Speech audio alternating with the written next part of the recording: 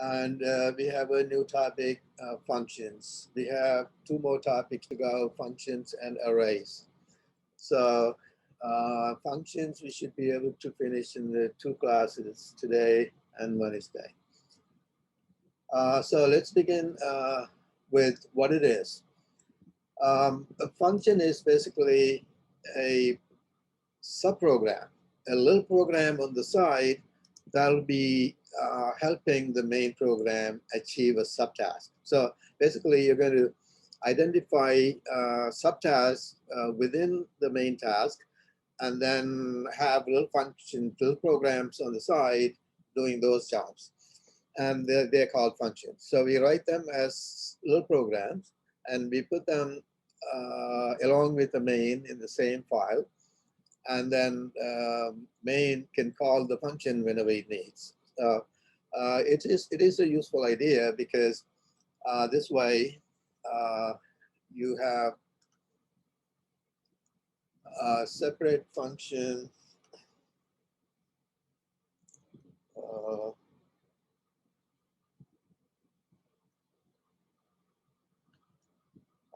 that way you can break up your task into smaller tasks and write program individually for the smaller tasks and then put them together into one big task. And it's usually a lot easier to write your program if you do it that way. Also, it helps in a team setup. See, in professional programmers world, no one person is assigned to write the entire program. The program that they're writing is usually a big task. And so they want to break it up into smaller tasks and give it to each individual in the team so that everybody can work separately. And then one person will put everything together to create the entire program. So that way the programming job becomes a lot easier. It's broken up into pieces. And so breaking up into pieces is an important thing that's done all the time. So that's why this idea of function help you with the programming a lot more than writing the entire program altogether. Now the programming task you have been handling was small enough that you can write the entire program into one piece.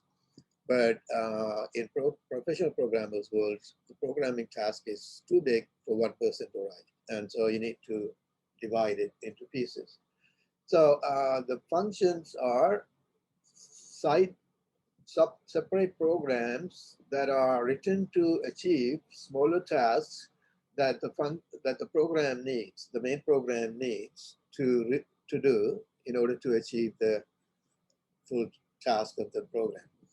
So after we begin writing them, you will understand better. So they are designed to achieve the subtasks that the main program needs to achieve.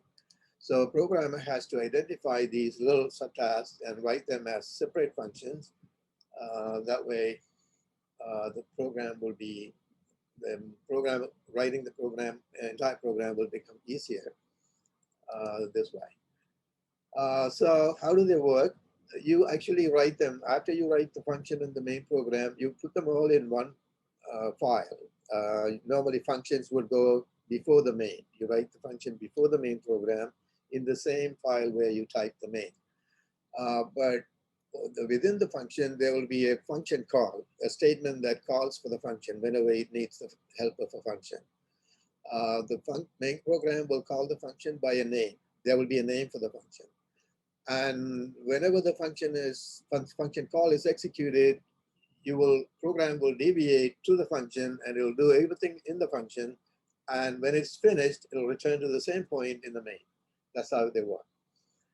It will deviate to the function whenever the function name is encountered within the main. And then it will do everything in the sub-function and then return back to the place where it left off. To understand all about functions, we have two sections here. In section 5.1, we'll be learning how to write a function. And then in 5.2, we'll learn how the main program uses function. After that, that's about it. That's all we need to learn about functions. Okay, so writing the function. the function will have a header. Just like the main program has a header called main, the very first line is main. The header of the function is going to be the very first line, and we'll learn exactly what it is going to be. And then you write curly brackets and write all the C++ statements that will achieve the task. There is a task for the function, and you write the statements to achieve that task within those two brackets. Okay, so here's an example of a function. This function is called write text. So that's the name. The name is part of the header, the write text, and then parentheses next to it. The empty parentheses indicates that this is function. If you don't have the empty parentheses, it'll be a variable name. So you need that empty parentheses next to it, and then the curly bracket, and then these are the statements that will achieve the task. The task is getting this text on the screen, on the output screen. So to write this title on the output screen, we are writing a function, and the function is called write text.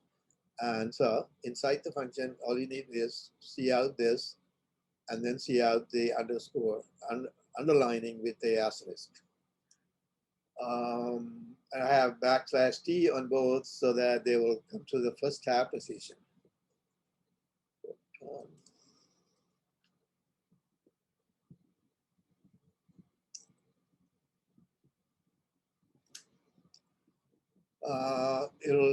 They're both at the first tab position, so they will be lining up. And that's a simple example. And let's understand more about the functions before we get to more serious functions. A function has a return type. Return type means this function we just saw doesn't return anything to the main, but almost all the time, the function we write is written to find something, an answer, a number or a value that will be an answer to a question. And it will return that answer to the main program. So almost all the time, functions are designed to find some answer and return the answer to the main.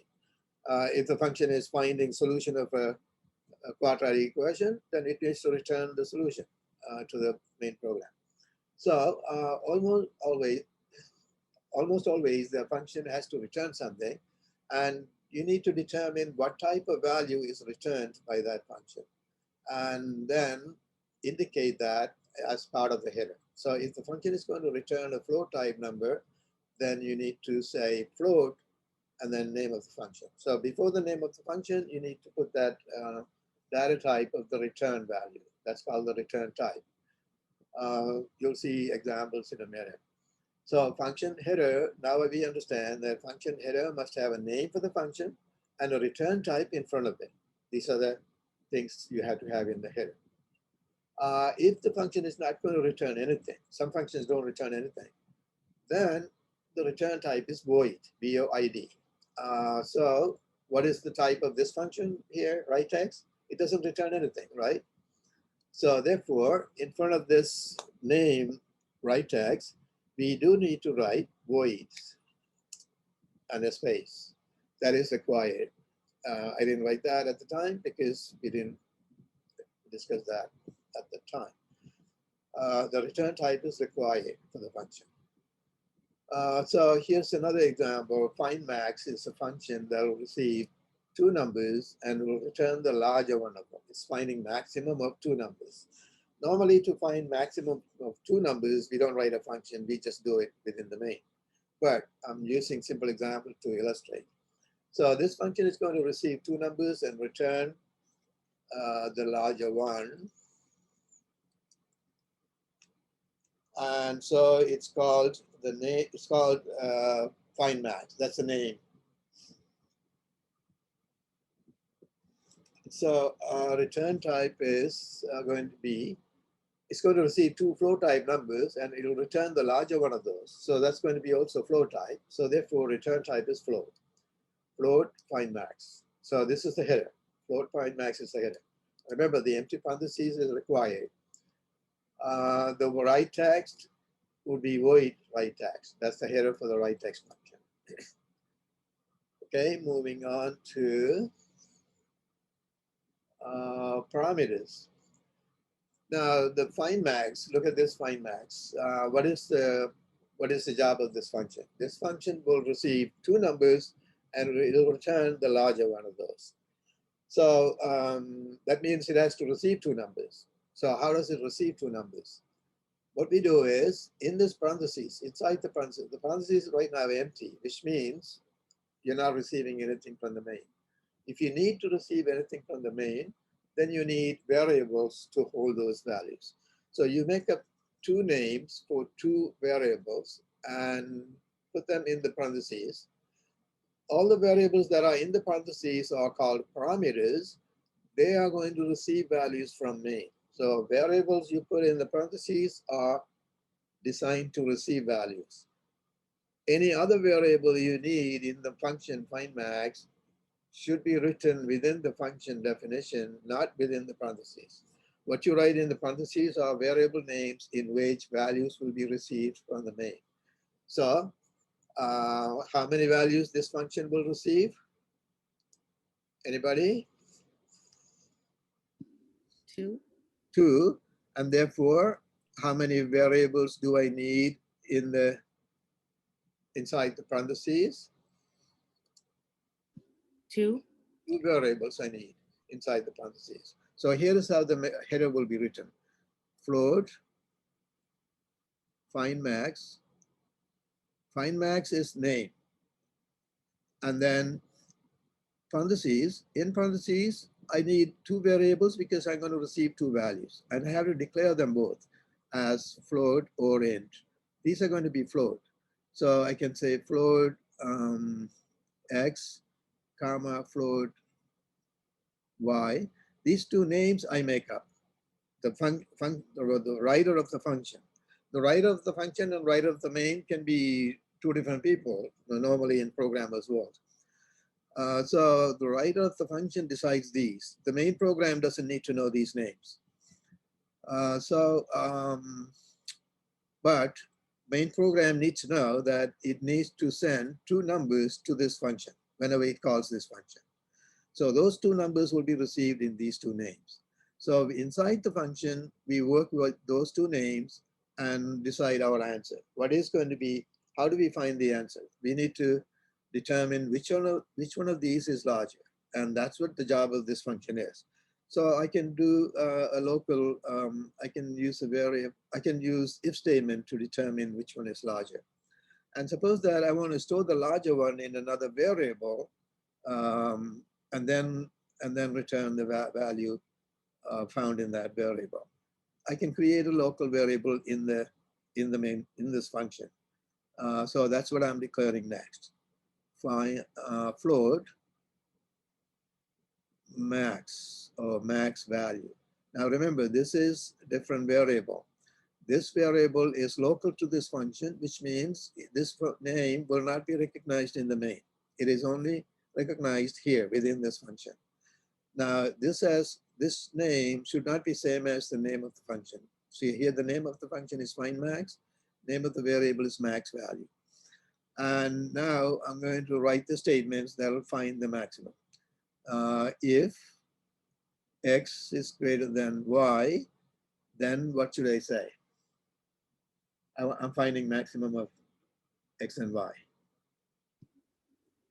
You set, but max is equal to x. Yes, max value equal to x.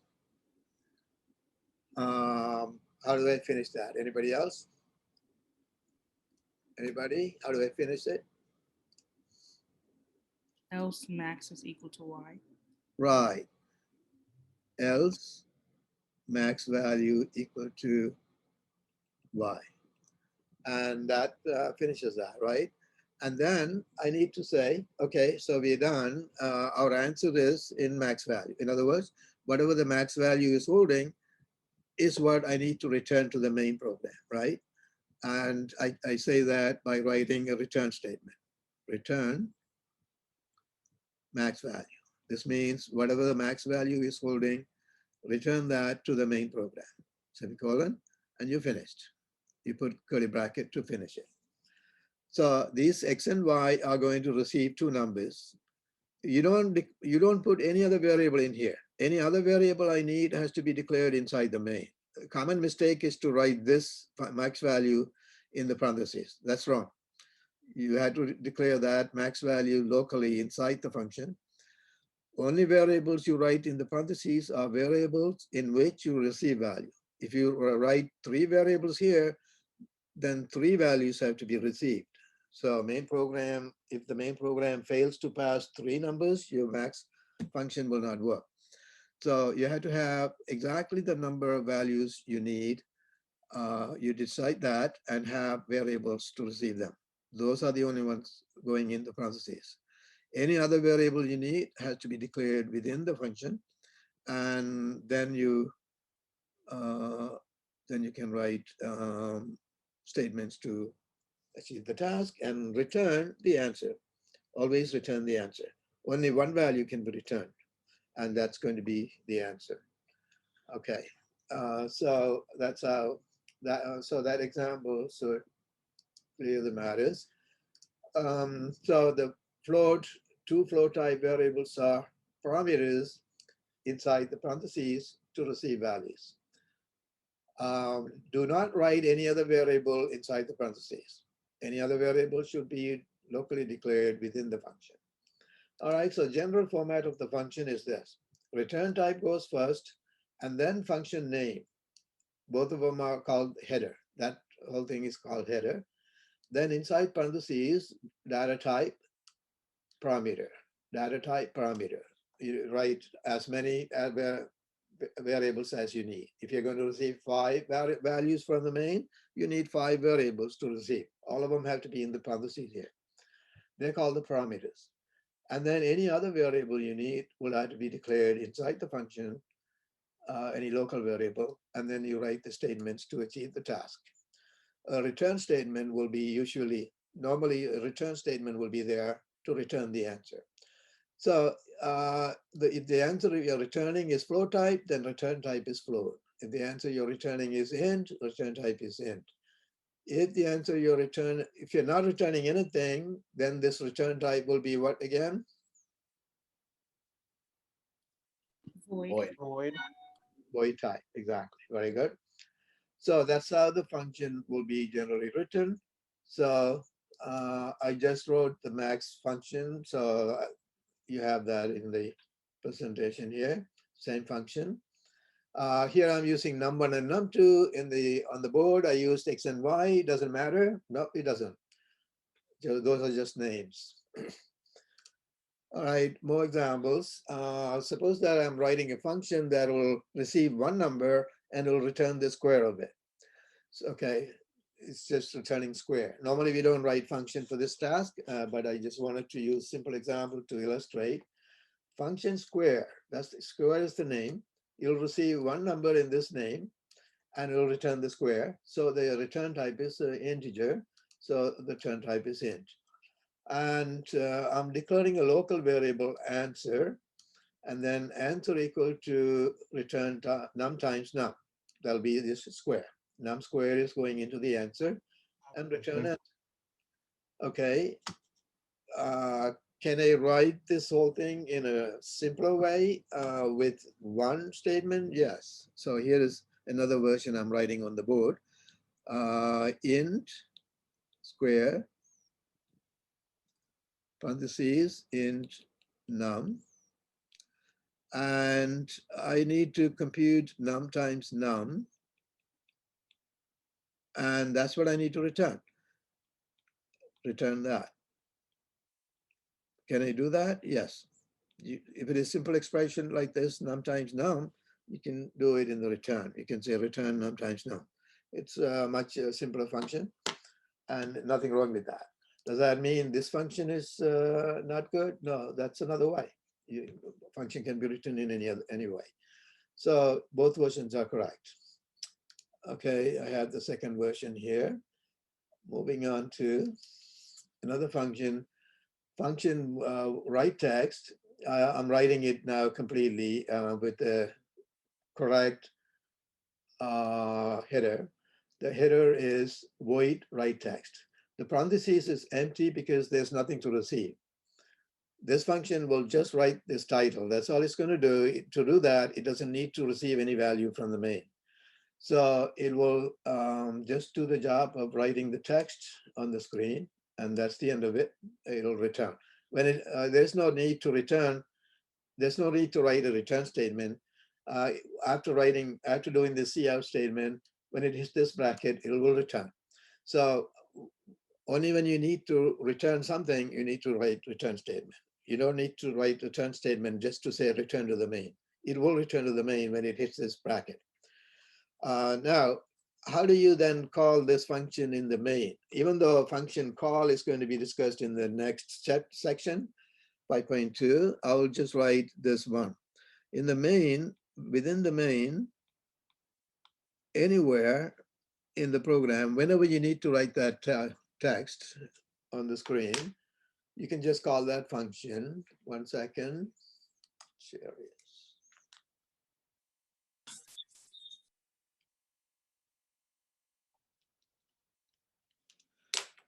So within the main program, whenever I need to say, I need to write that title on the screen, that will be writing all that text on the output screen, right?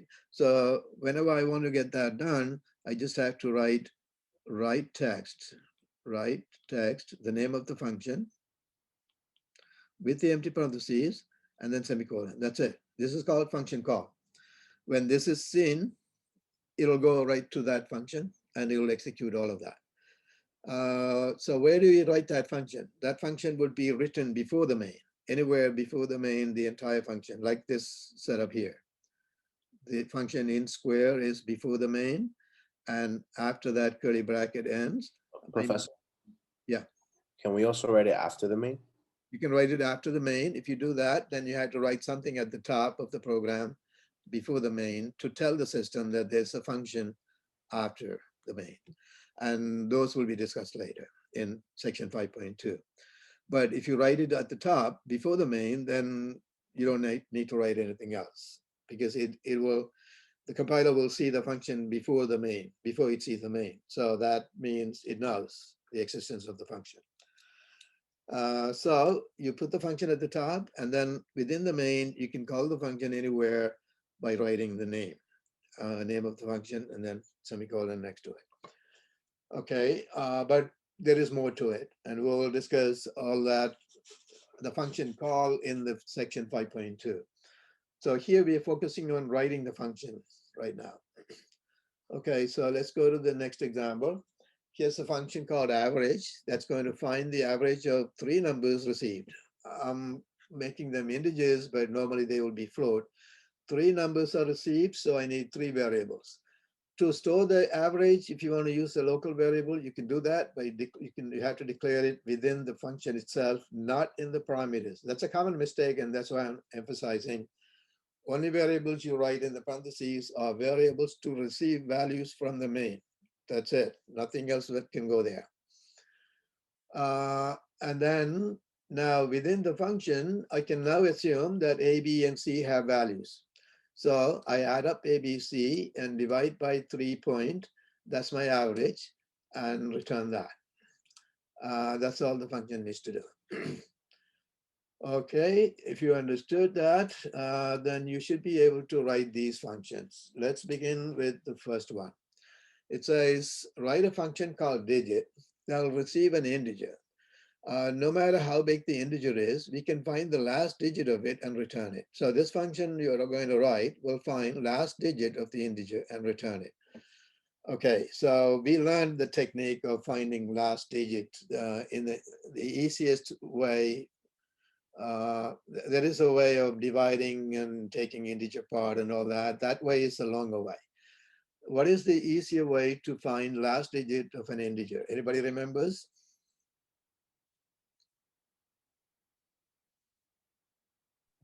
Wasn't it like mod 10? Modulus 10, exactly. Very good. So if you take modulus 10 of, like, if the number is 346, 346 modulus 10 is 6. 10 goes into 346 34 times. It's the remainder of 6. The remainder is always last digit. So no matter how big the number is, modulus 10 will produce last digit. All right, so now everybody knows the technique. See if you can write the function that will receive one integer number and it'll return the last digit of that number.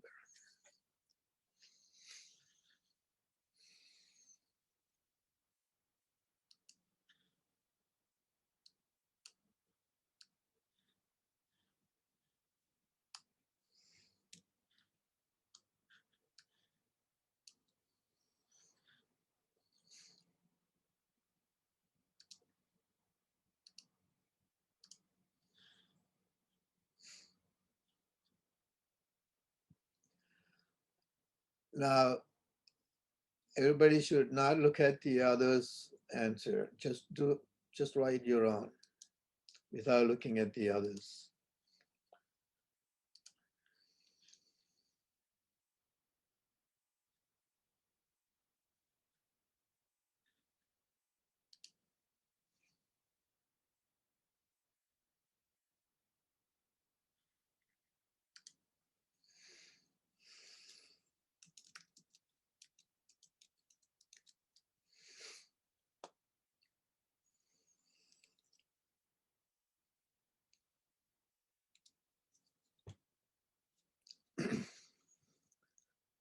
Okay, I see a solution from Ismail, x equal to x modulus 10 returning. Right, Ismail has it right, and Jean has it right, very good. Marco is, it's unfinished. You only have title. You need to do the extraction of the last digit.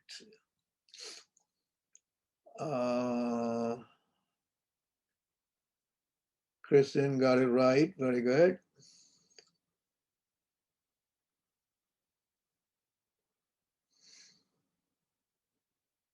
Alexandra has it right. Okay, great. That's good. About 6 people. But I have about 20 students in this class and only 6 students are trying anything. That's disappointing. And it's always the same students. Let me see if you can write the second one.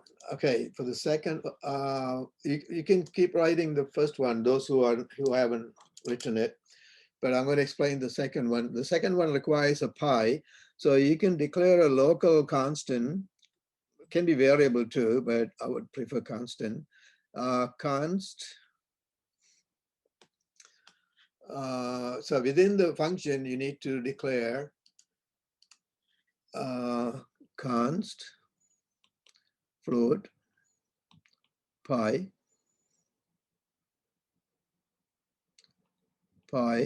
equal to 3.1412. Put that at the top of the function. Then you have the pi available. You had to provide the value of the pi to the system. System doesn't know what pi is. Then the rest can be written within the function. Okay, so here in the second exercise, how many things are we receiving? Anybody? It should be 2. 2, radius and height. So you can only have 2 parameters in the parentheses. Only 2 parameters for radius and height. Okay.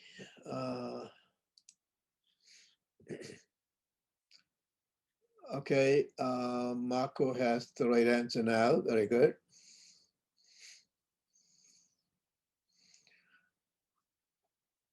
Now I want everybody to write the second one.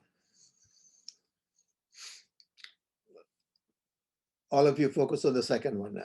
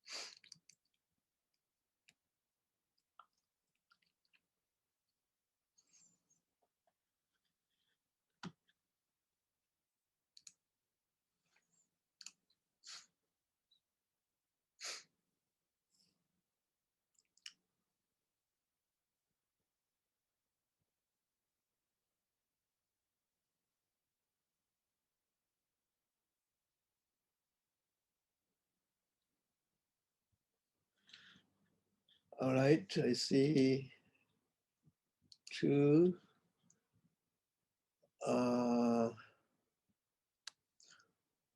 I see Gene solution. You have the declaration of the pi outside the function. You can't do that. It has to be inside. Move it inside. I have a smile solution, const float b and then that and return right. Ismail got it right.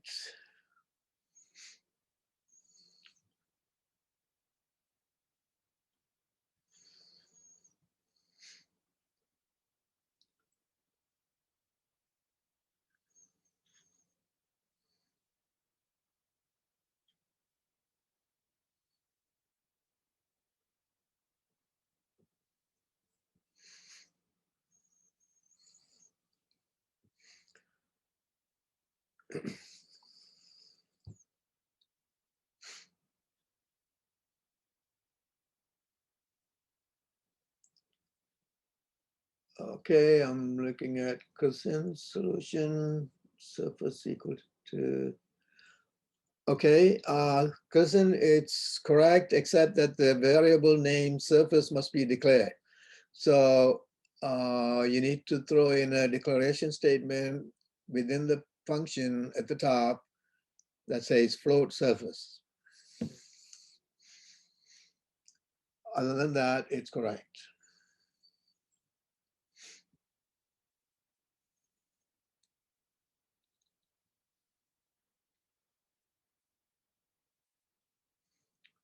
Okay, I'm waiting for others. Please try, otherwise you will not learn. You have to try to write it.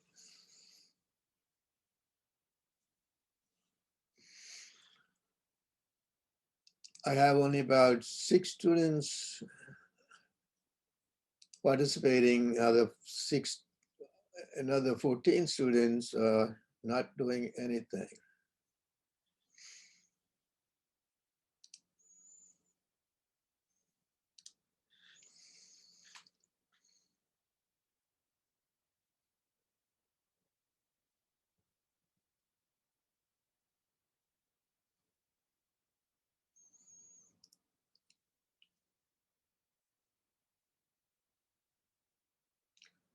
Okay, I see one from Alexandra, const float and return 2 pi r h plus r. That's right, very good. Okay, I'm going to move on and write these on the screen. Oh, sorry, I think there was another one. Yeah, there's one from Michael.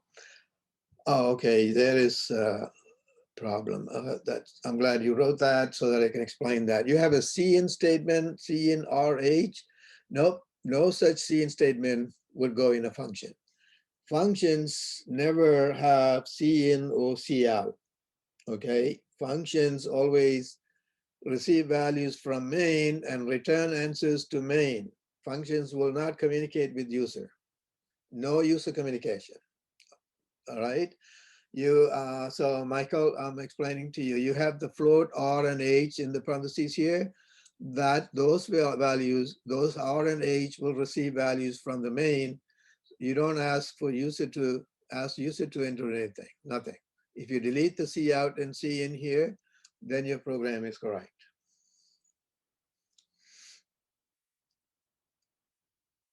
The float V should be declared at the top. All declarations should be at the top, just like in the main. Remove the Cout, CIN. The values are already there in R and H. When you're writing the function, you write the function with the assumption that the values are going to be received in R and H. Okay, so for everybody, remember, there will be no user communication within function. Functions only communicate with the main.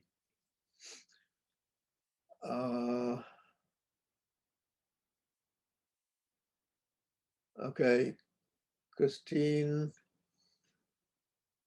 I'm looking at Christine's solution, const float pi equal to, and you had a couple of symbols there. That was by accident. I fixed it. Accident, yeah, that's what I thought.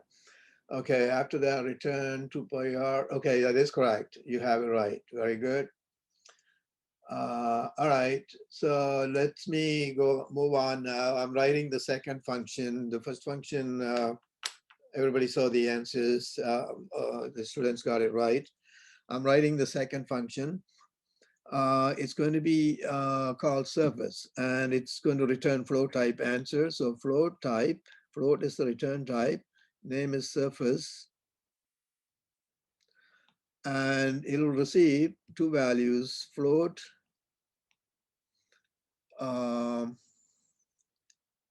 r for radius, float h for height. These two numbers will be received from the main. So r and h will receive values. So we will write the rest of the function assuming r and h have the values we need. And I need a local variable local constant, const float. You had to write both words, const float pi equal to 3.1412 semicolon. If I want another variable to store the answer, I can do that. Or I can just return the answer directly. I'm going to return the answer directly. The answer is going to be 2 times pi times r times, you need to write the time symbol everywhere, r plus h inside. That's our answer, right? So I can just say return this. You can store the answer somewhere and then return that, or return this directly, it doesn't matter. And that's it. That function returns the surface area. All right, moving on.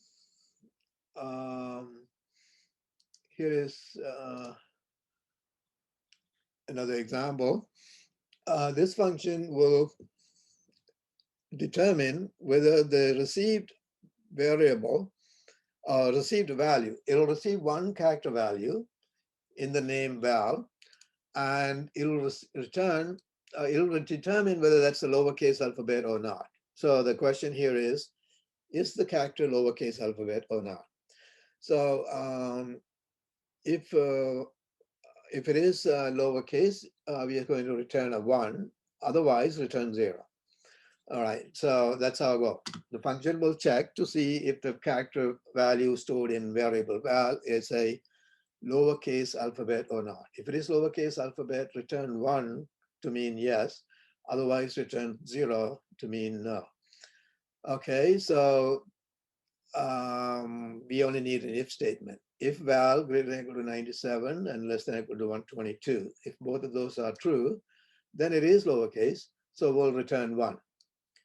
You can say return 1, else return 0. Okay. Now instead, if you want to return Boolean value, if you remember Boolean values are true and false, then the data type is Bool. So I can write this program to return a true or false as value in the following way. Lower alpha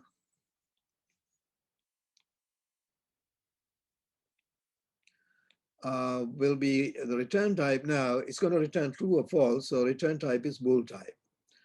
Bool type means the value is true or false. So Bool and then char val. I'll receive a character in this name val.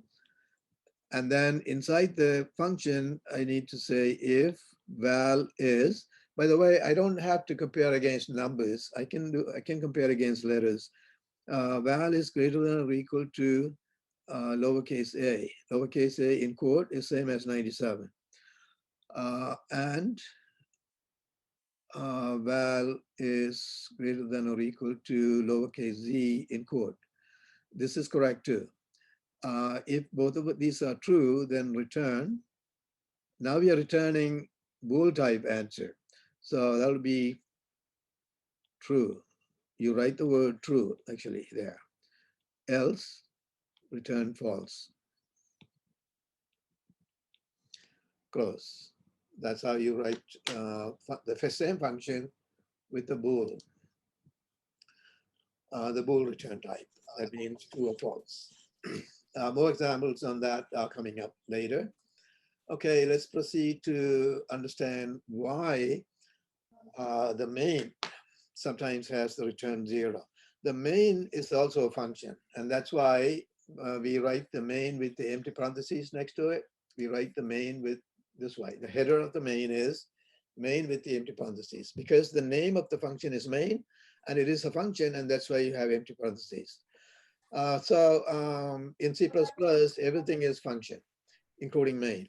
So it's because the main is also a function, it needs to return something, but the main doesn't return to anything to any other function. So other functions have to return things to main, but main doesn't return anything to anything else.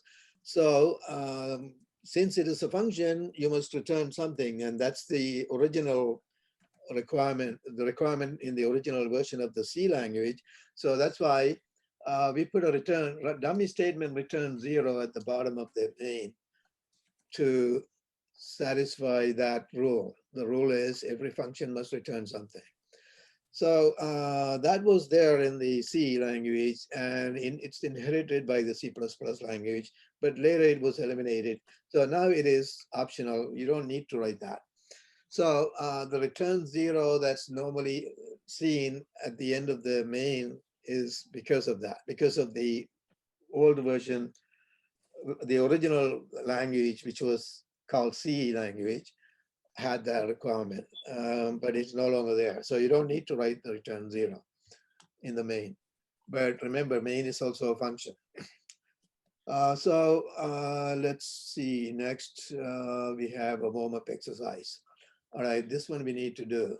The function called toApr, this function will receive an alphabet. And if that alphabet is a lowercase alphabet, it will convert it to uppercase. Otherwise, it'll return it as is. But you can assume that you will only receive an alphabet. That alphabet may be uppercase or lowercase. If it is already lowercase, you need to return it as is.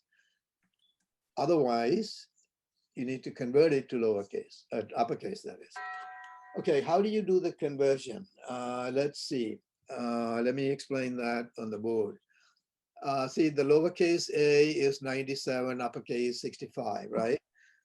So uppercase letters are 65 to 90.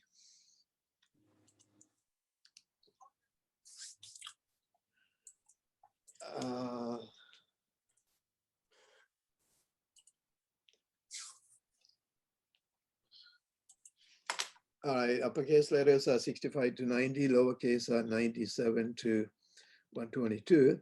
The difference is 32. If you add 32 to 65, you get 97. You add 32 to 66, you will get 98, which is B. So for all the alphabets, the difference is 32, 32 that is. So that means if I want to convert it to lowercase, I just have to add 32 to convert it to lowercase. To convert it to uppercase, subtract.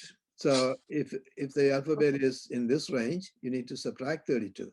But after subtraction, you have to make sure that you have a character. Because see, if you have char type value in val, let's say char, and if you write val minus 32, that's going to be an integer. Why is it integer? Because val is char, 32 is integer. To do this subtraction, it'll convert both to integer, and your answer will be integer. Remember these things we learned in chapter 1. So therefore, this value will be integer, and you have to make sure it gets converted to character. If you assign it to val, then it will be converted because val is already char. So if you assign it to val, then it will be converted to character. So you need to make sure the conversion is done correctly when you're doing the subtraction. That's the only thing you need to pay attention to. Other than that, there's nothing complicated here. If it is already a lowercase one, you need to convert it to uppercase. If it is already uppercase, you return it as is. That's what you need to do in the function. So let me see if you can write that. Go ahead. This time I expect some more students to participate. Please try, otherwise you will never learn. It's okay to write it wrong. Then it is good because then we can discuss what is wrong with that and everybody will learn from that.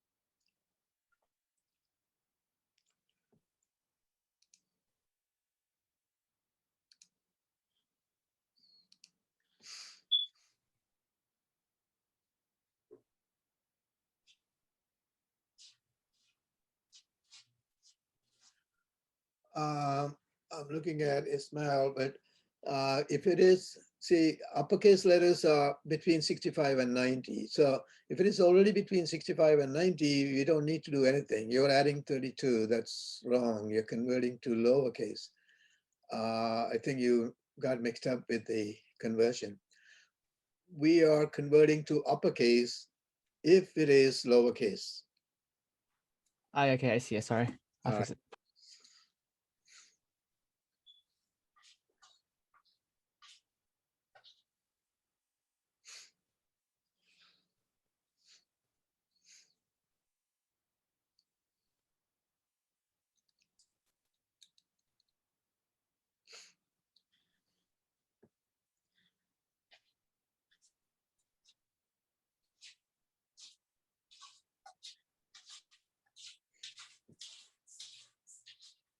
Okay, I'm looking at solution of Kristen. Minus 32, return val. Okay, you got it. Kristen is right. Very good. Jean, I'm looking at Jean's solution. If it is 65, 90, else return val 1 minus 32. Okay, so Jean, it is correct, but it is correct, but I don't think you see why it can be wrong. Val 1 minus 32 is going to be a number, right? We want to return character type. But it is going to work right because the return type is char. So because the return type is char, it's going to be converted to char. So therefore, it is correct. I just wanted to see that you understand why, even though it's number, it is still going to be right. It's going to work right because the return type is char. But so your program is right, but I just wanted to make sure you understand why it is going to work right. I'm looking at Ismail's solution now. If it is between 97 and 122, then do that and return. Otherwise, return as is. Yes, that's correct. That's very good. All of you have different versions, which is good. That's how it should be. You know, the program can be written in a variety of different ways, and you need to write it your way, the way you can think of it. Okay, there are more. I'm looking at Marco's solution. If that, then 32 return, else return alpha. Okay, it is correct. Why are they not lining up properly? And you need to do the indentation for both part, if part and else part. They're not lined up. Other than that, program is right. I'm looking at Alexander's solution, alpha equal to, oh, you don't need to manually convert to int or anything. No, you do the conversion after, if there is a need for it, you convert. So alpha should be character, and it is character, and don't do this conversion. This line should be deleted. If alpha greater than that, and then return, otherwise convert and return right. So delete that first line, then you're fine. You don't need to do any manual conversion. Okay, I'm looking at Christine's solution. If that's true, return as is, otherwise return right. Okay, Christine, you got it right. All right, very good. Again, it's the same 6 people participated. All right, let me write that program on the screen. We need to write function to upper. It will convert value to uppercase. So return type is char. It's going to return character, and to upper is the name. By the way, there are functions that do these in the libraries. In this first chapter homework, you're not supposed to use any of the existing functions. Now, I didn't talk about existing function. We're going to talk about that in section 5.3. You're not supposed to use any existing function. You're supposed to write your own. So char to upper will receive a character in, let's say, val. This name I make up, but I have to make up a number of variables that match the number of things we will receive, because if the main only will pass one number. So you can only have one variable here, one variable to receive that. So in this case, it's not number, it's character. All right, so inside I need to do the work, and so I can do this. I need to check to see if it is lowercase. Only if it is lowercase, I need to convert it. So therefore, if val is greater than or equal to 97 and val less than or equal to 122, then it is lowercase. In that case, I need to subtract 32 to convert it. So val minus 32. Now remember, val minus 32 is a number. So if I return that, technically it's wrong, I'm returning a number. But since the return type is char, then that number will be converted to character and return. So it is okay to have that. I don't need to manually convert it. Semicolon. Else, just return the val as is. Val as is. So that's one version of the program. There are many versions, and you already saw. So if you looked at the solutions everybody wrote, you saw that there were several different versions. So do I need to have this else statement? Not really, because I can eliminate that and write it slightly differently. It's just a different version. Nothing wrong with this version. A different version is to do this. I don't need, without else statement, I can write it this way. If val greater than 97 and less than or equal to 122, then val equal to val minus 32, and then return val. This is outside the if. So if val has a lowercase letter, it'll be converted. If it is not lowercase letter, nothing will be done. In either way, in either case, I'm returning the val. So that is still correct. That's another version. So there are different versions, different ways to write. Even this simple program, there are different ways to write, and you should write the way you can think of, as long as it's right. I mean, you have to make sure it works correctly. All right, so let's look at Bool type. I already used in one of the examples. a Bool type value is true or false. And if you're going to store true or false in a variable, then that variable should be declared as Bool type. And the keyword is Bool. And also one other thing is, if you convert true and false to integers, then it will be 1. True will be converted to 1, false will be converted to 0. Now also remember, going backwards, if you convert number to Boolean, then 0 will convert to false, and any non-zero value will be true. So there's a slight difference. All right, so going from true and false to integers, true will be 1, false will be 0. Going back, 0 is false, everything else is true. So there's just one fact, remember that when you're doing your assignments. So here is a simple example to bring back your memory. X is 15, Y is 3, and Bool is div. Isdiv is a Bool type.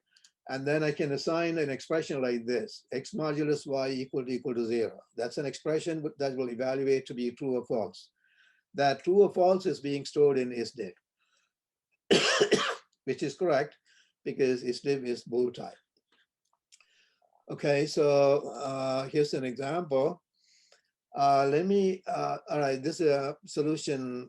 I'm going to write the solution, a different version of the solution that's easier to understand. I'm going to write that on the board. What we need to do is, we need to receive two numbers. The function needs to receive two numbers, and the function will determine whether first number is divisible by the second or not. So divisibility is what we are checking. The first one should be divisible by second. If it is, then we return true. Otherwise, we want to return false. So I'm going to write a different version of this on the board, the function that's easier to follow. It's going to be Bool. Divisible is the name. And receive two integers, int x, comma, int y. And then I want to return true or false. So I can see what I want to check is whether x is divisible by y. That's what we want to check. So I can write if x modulus y, if x modulus y is equal to 0, then it is divisible.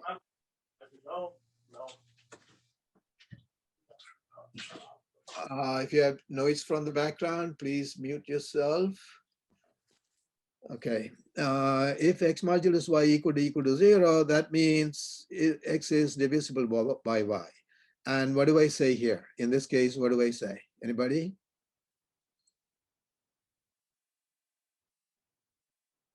True. What do I do with the true? Return it. Return it. Now remember, there will be no cout in functions. Okay, functions are doing a job for the main. Very common mistake is to do cout, true, and things like that. No couts. Functions are doing a job for the main. Functions are not going to print anything for the user. If the user sees something printed by the function, he or she will be wondering what that is, because that's not expected. User is not expecting anything from this function. So the functions are serving the main only, not the user. Remember that. So if you ever write a cout or a cin in the function, that's wrong. That function is completely wrong to begin with, and you get no credit. So if x modulus y is 0, return true, because our conclusion is, yes, it is divisible. Else, return false. So if you write this, it is correct. Nothing wrong with that. But the version I have in the presentation is a little bit a sleek version of this, which is achieving it in using one line. Let me explain why. If x modulus y is equal to 0 is true, then I'm returning true. If this is a false, I'm returning false. So why not say return whatever the value of this is, whatever the x modulus y equal to 0, this expression, whatever this value is to be. If that's a true, then we need to return true. If that's a false, we need to return a false. So instead of writing if, why not say return this, right? It is correct, isn't it? If this is true, it's returning true, which is correct answer, that x is divisible by y. And if this is a false, I'm returning false, which is correct answer to the question whether x is divisible by y or not. So that's why the version on the presentation is also correct. But you can just write it the way you can think of. You don't have to try to find these other ways. All right, so we have two more warm-up exercises, but I'm going to wait and present the next example, then we'll come back to that. This example I need to present, it's the last one. So let me present that first. This is a function, I'm writing a function that will count how many devices are there for the number I receive. So the job of the function is to receive a number and determine how many devices are there, how many proper devices are there. Proper devices are numbers other than one and itself that divide the number.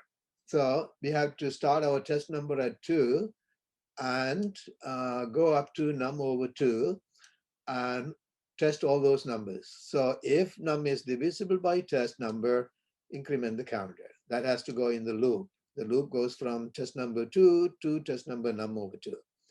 So we did this before, so it's not new. So that's why I'm not specifically, I don't specifically need to explain that. So while test is under num over 2, check to see if it is a divisor. If it is divisor, increment the counter. Otherwise, don't increment. Either way, test number should go up. So that's why test plus plus is outside the if. And for each test number, you're testing to see if it's a divisor and increment the counter. So the test number and the counter are local variables. And only the parameter is num to receive the number from the main. And so it'll receive one number from the main and it will count how many devices are there and it will return the count. That's an example, helpful when you're doing the homework.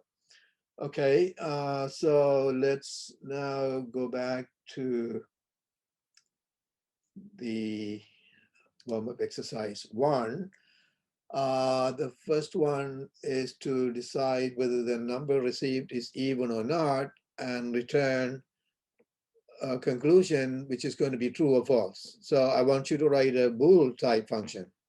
So let me see if you can write that.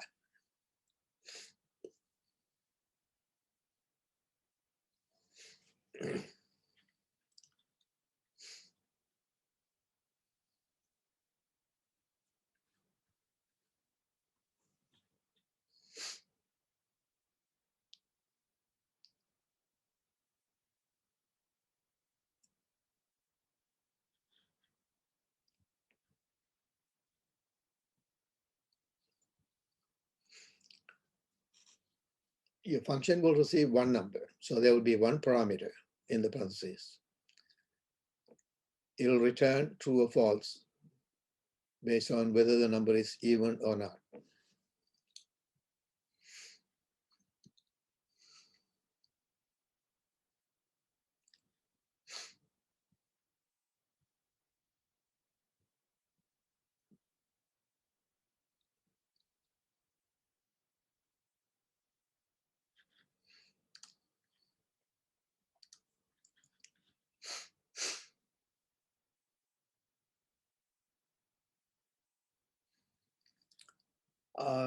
Very good.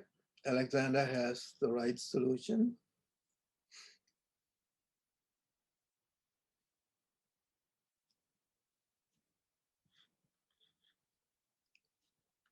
All of you should write your own way. Do not pay attention to what the others wrote.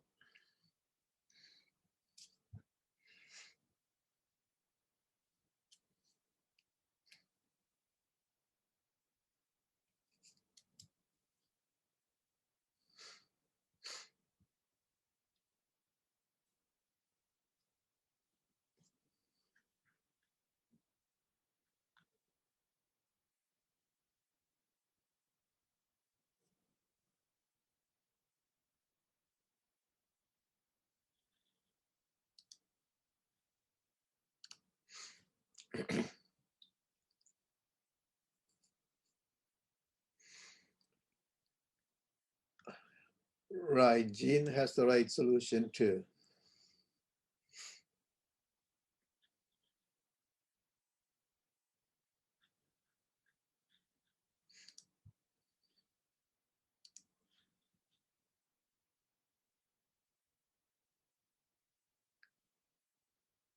Right, Michael also has the right solution.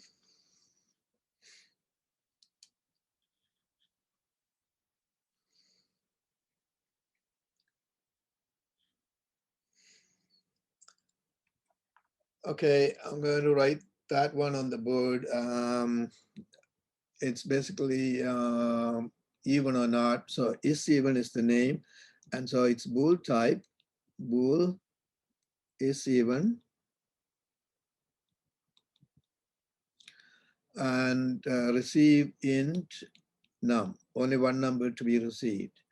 And then you can say if num modulus 2 equal to 0, return true. If you just have to find modulus 2, if it is 0, then it is even, else return false. There are other versions that are correct, but let's leave it at that. And let me see if we can write the second one. Write a function called comdiv that receives two integers, find the smallest positive integer that divides both evenly. We want to find only one divisor of both. We don't want to find more than one. There may be more than one, but we want to find the smallest one. So if you start your test number at 2 and work your way up, when you find the first one, you stop and send that back to the main.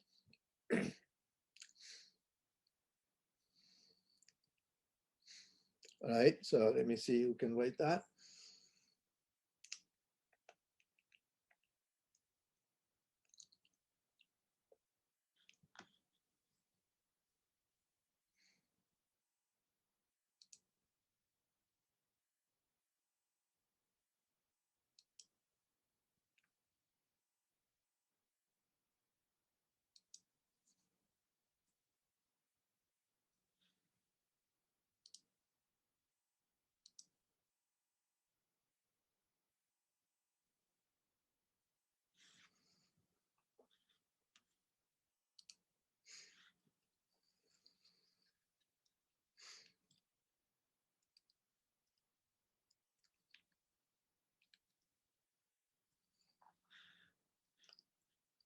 All right, there are 3.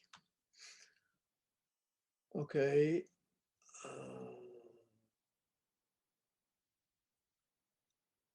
That's solution for the first one. I'm looking at Ismail's solution. You have a cout statement in your function. That should be eliminated. I just explained a few minutes ago, function will not communicate with user. It will not put an output on the screen, and it will not get anything from user. There will be no C in, C out in functions.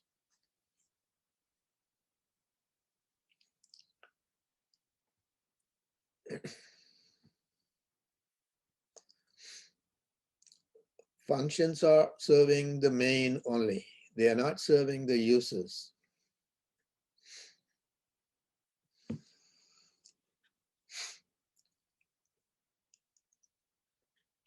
I'm still waiting for solution for the second problem.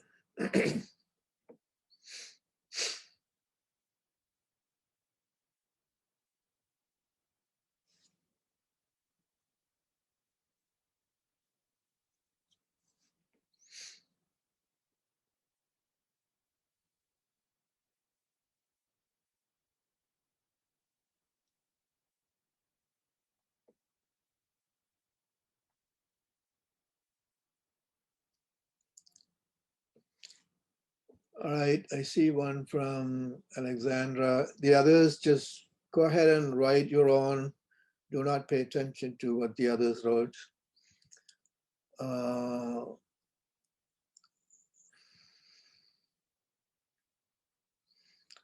Right, Alexandra got it right. And I see that you took advantage of the return to break out of the loop, which is acceptable. Okay, very good. I'm waiting for others.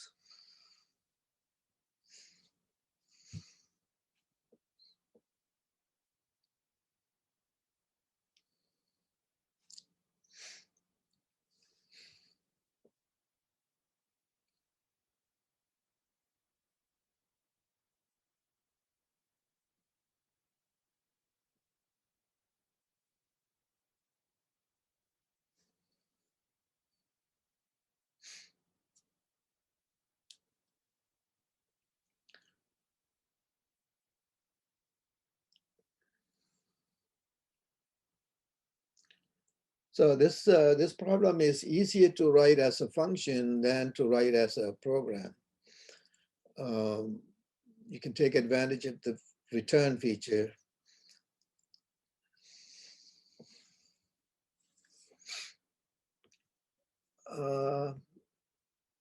Only one student wrote that solution, nothing else.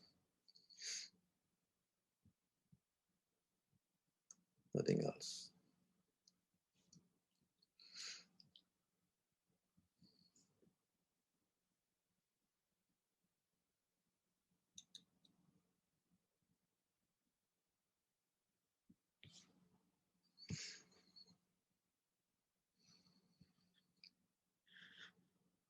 Okay, Alexandra, there is one more warm-up. Let me see if you can write that one while I'm waiting for the others to write.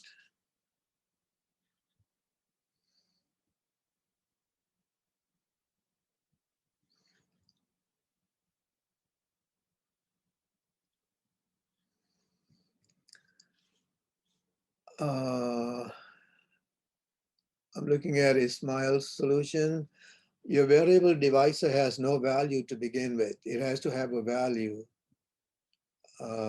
to start, otherwise loop cannot start. And also your modulus operator is used in the wrong order. I think you meant to write X modulus divisor and Y modulus divisor. So adding a number like 1 to the divisor and then just switching the module things, would that just correct the whole program? No, what do you mean adding 1? You're not adding. So like, you said that the divisor doesn't have a variable, so putting it like assigning a 1. Divisor doesn't have a value. You're asking to check the divisor to see if it is a divisor, but the divisor has to have a value, right? Yeah. You should start divisor at some value. I think you meant to start at 2, maybe. Yeah, that's what I was asking. I was saying if I assign a number to the divisor, would that correct the program? That would at least that would make the loop start. Yeah, apart from switching the divisor and the variable X and Y. Okay. No, you're saying else divisor plus. Okay. In this function setup, this else divisor plus plus will work. Yeah, you're incrementing divisor only if it is not a divisor now.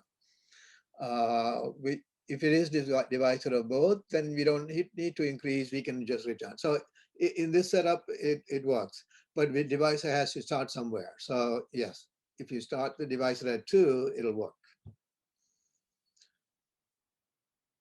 So that's the only problem. Divisor needs to start somewhere, and also the order of the operator needs to be changed. So you see if we can correct that. All right, I'm looking at Gene's solution. While x greater than test. Did you mean to say and? I think you meant to say ampersand twice, but you have asterisk. And y greater than test. If both are true, return count. Well, according to our problem, what you're calling count is actually divisor. Is that what you meant to say? According to our problem, we need to return the the divisor, the smallest divisor, the number itself, not a count. So maybe the count here stands for test number. Then what is test? You got things mixed up here. You don't need two variables, a test and a count. We don't need to count anything here. We only need to find the smallest divisor of both and return that. So you only need one variable, the test variable will do it. So eliminate count and work with the test and see if you can write that. I'm looking at Michael's solution, d equal to 2, d less than x, and y. If this is true, return d plus plus. Okay, the d plus plus, if you put that inside the if, that's going to be wrong. If you move the d plus outside the if, then it'll be right, because if d is only if d is not a divisor, you need to increment it and test the new one. So move the d plus plus after the if, it'll be correct. If you put it inside the if, then only if the current variable is a divisor, you're incrementing. That doesn't make sense. You need to increment it only if it is not a divisor now.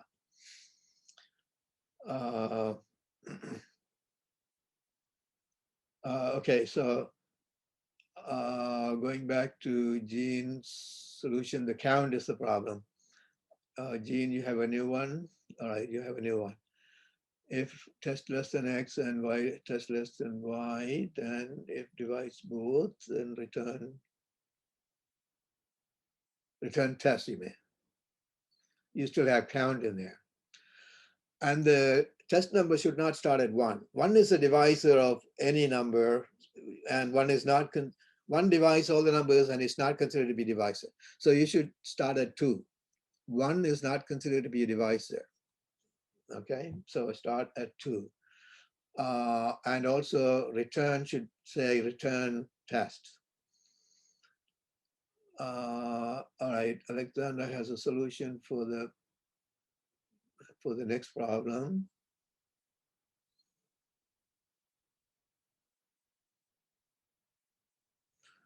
Right, very good, Alexandra. Excellent job. You got that right too. Okay, I'm looking at Christine. See, some students are already impressing me, and you need to impress me. If you're not participating here, and if you do, you know, if you do very well, you know, how come you couldn't participate? You know, that question comes up. But these students who are participating are impressing me already.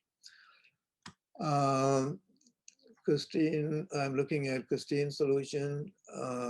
Test divides both, then otherwise increment and return small. Right, Christine, you have the right solution. Only thing, you know, it's not really bad, but even if after you have found the divisor of both, your loop continues. That's the only thing. If you can terminate the loop when the divisor is found, that'll be better. Other than that, it's right. It is doing the job right. Okay, I'm looking at Marco's solution.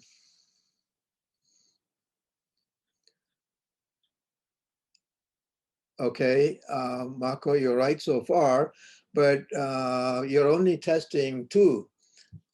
You're testing 2, and if it is divisor of both, then you're saying return that.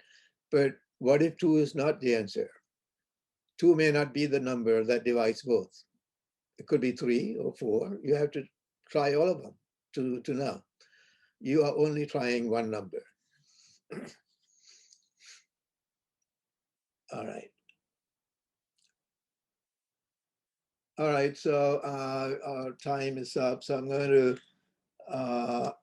write the solution for that, for the others to understand. We are looking to find the smallest common divisor. So int comdiv, that's the name, and it'll receive int x, int y. These names you're making up, x and y. They are just names. And then test number has to be a local variable. So int test equal to 2. And starting at test, you need test equal to 2. You have to try, if 2 is not the answer, then try 3, try 4. You have to keep going. And keep going up to where? Up to, see if x is like 30 and y is 45, then a divisor of both has to be smaller than half of the smaller number. So 30 is a smaller number. Anything bigger than half of 30 cannot divide both. So clearly, the smaller than half of the smaller number. So I don't have to I don't have to find which is smaller. I don't need to do that. Instead, I can just make sure that my divisor is smaller than half of both. So I need to do while test is less than x over 2 and test is less than y over 2. It needs to be smaller than half of both. While that is true, I need to see if x modulus test equal to 0 and y modulus test equal to 0. It has to divide both. So if it divides both, then that's our answer. So I don't need to continue my loop. I can just say return test. If test number divides both, that's my answer right there. So return it. So basically I'm breaking out of the loop and going back to the main, which is allowed in the setup of a function. But you're not supposed to break out of loops in normal programs. You have to formally, you have to build in a mechanism that'll break out of the loop using flag variables and stuff. You're not supposed to break out of loop in a normal programming setup. But in a function, you can say return. When you're done, you can say return. So if this test divisor divides both, then I'm returning. Only if it doesn't, then I have to proceed to test other numbers. So I had to increment the test number. So test plus plus goes after the if, outside the if. See, I don't have that inside the if. So I have two statements in the loop. So I need curly brackets. So while test is less than half of both, if the test number divides both, return it. Otherwise, increment it to the next. I started at 2, so I'm going to 3. And then I'm going to test the 3. And so on. So if we are assuming here that everything there will be a divisor of both. But there is a possibility that none of you considered it, that there may be no divisor for both. So if there is no divisor for both, then it'll reach half of the lowest number. It'll either this will be false or this will be false. It'll reach half of half of the smaller number, and then the loop will end. So when the loop ends, you need to make a conclusion. If the loop ends without returning a test number, that means it never found a common divisor. So does that mean I write a cout statement here that no common divisor? No, you don't write cout statement. If the user ever sees anything coming out of a function, it'll be surprised because that's not expected.